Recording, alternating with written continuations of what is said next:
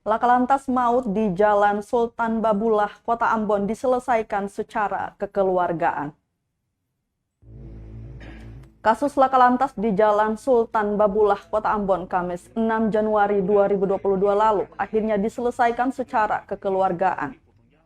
Kasat Lantas Polresta Ambon, Kompol Senja Pratama mengungkapkan, kedua belah pihak baik pelaku dan keluarga korban telah sepakat menempuh jalur mediasi dan hasilnya tanpa ada tuntutan hukum. Senja menjelaskan restoratif justice sendiri merupakan alternatif dalam sistem peradilan pidana. Dengan mengedepankan pendekatan pelaku dan korban serta masyarakat untuk mencari solusi agar kembali pada pola hubungan baik dalam masyarakat.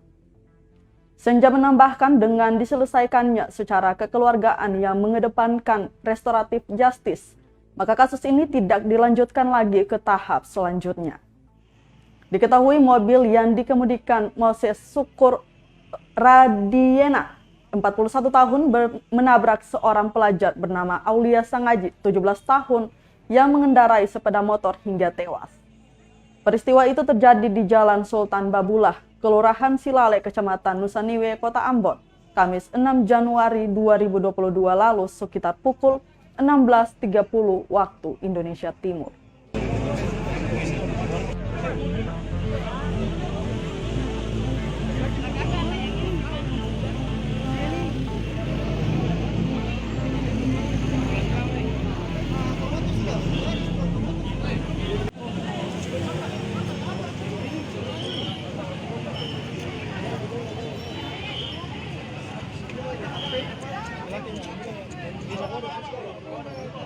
Terima kasih sudah nonton. Jangan lupa like, subscribe, dan share ya.